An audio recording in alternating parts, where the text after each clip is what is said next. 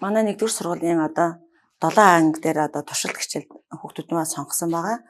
Хосолсон сургалтын туршилт хичээл 4 маань болохоор язгуур бие биелгээний үүсэл онцлог сэдвтэй. Тэгээд зорилго маань болохоор хүүхдүүдтэй язгуур бие биелгээний онцлог үүсэл хөгжлийн талаар тайлбарлаж чиглүүлж энэ хичээлийг явуулах байгаа. Манай хичээл маань болохоор тонгороо аргыг ашиглаж байгаа. Мөн бас өртөө сэлгэх бие хөлбөрийг бол авч энэ хичээлдээ бол ашиглаж байгаа. Тэгээд тонгороо арга маань болохоор хүүхдүүд маань класс өргөн хичээлдээ домгуудыг байршуулад тэгээд хүүхдүүд маань өмнөх өдөр нь тэр домгоо уншиж сонсцоод өртөө нэг дээр нь болохоор компьютер ашиглан Word файл дээр линкэн дээр хүүхдүүд маань тоглоомын аргаар даалгаврыг биелүүлж байгаа. Хоёр дахь өртөө маань болохоор хүүхдүүд маань зав кодыг ашиглан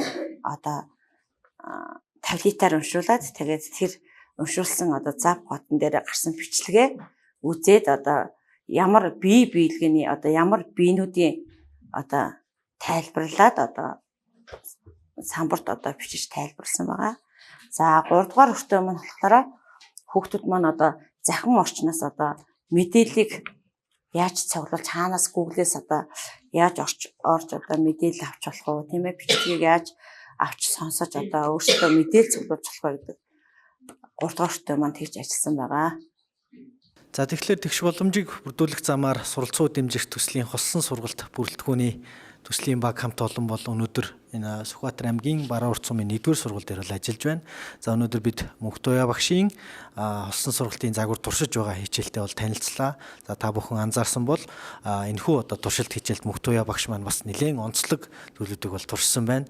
За жишээ нь Тонгороо ангийн загвар өртөө сэлэх загварыг яг зэрэг туршиж байгаа нь нэлээд бас давуу талыг үүсгэж байгааг та бүхэн анзаарсан бах. Ялангуяа хүүхдүүд маань илүү бэлтгэлтэй ирсэн нь бол харагдаж байна. За мөн өртөө сэлэх загвар дээр ялгаатай дасгал даалгавруудыг хүүхдүүд маань хийж гүйцэтгэлээ. За магадгүй эхний өртөөнд та бүхэн анзаарсан бол хүүхдүүд маань тоглоом, гейм тоглох замаар мөн ялгаагүй энэ тодорхой багш үнэлгээг явуулж байна. За 2 дугаар өртөөнд дээр бол хүүхдүүд маань тодорхой таблетээр бас шинэ технологи ийм зап код ашиглаад контентийг таблетаар уншуулж багаараа үзээд ханын самбар дээр бол ажилласан бол харагдаж байгаа. За 3 дугаар өртөөнд дээр бол хүүхдүүд онлайн орчинд мэдээлэл дата цуглуулад тэрийг Word файл болгох юм уу ийм бүтээж даалгавар хийж байна. За энэ дээр бол та бүхэн анзаарч хүүхдүүдийн бас хийж байгаа гүйцэтгэл дата өгөгдөл бас энэ цугларч байгаа ийм давуу талууд бол ажиглагдаж байна. За мөн багш маань нэлээд олон төрлийн технологиг бол ашигласан байна тий.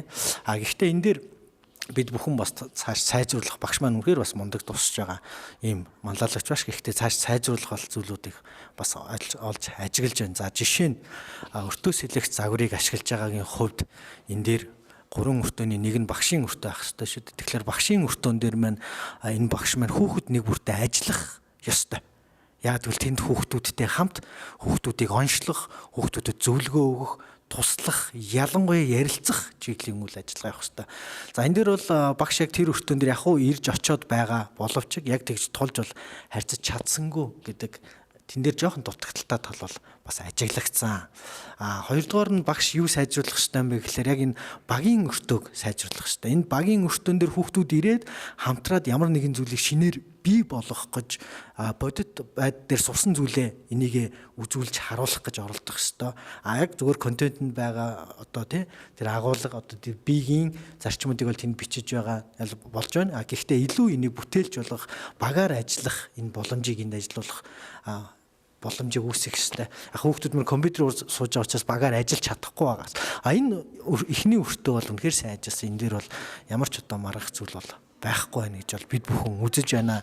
За тэгэхээр та бүхэн ч гэсэн дараагийн туршилтаа манай Мөнхтуяа багш шиг ийм бүтээлч за мөн саяны миний ярьсан заавар зөвлөгөөг дагаад ингээд туршаасаа гэж бол бид бүхэн хүсэж байна. Та бүхэнд амжилт хүсье.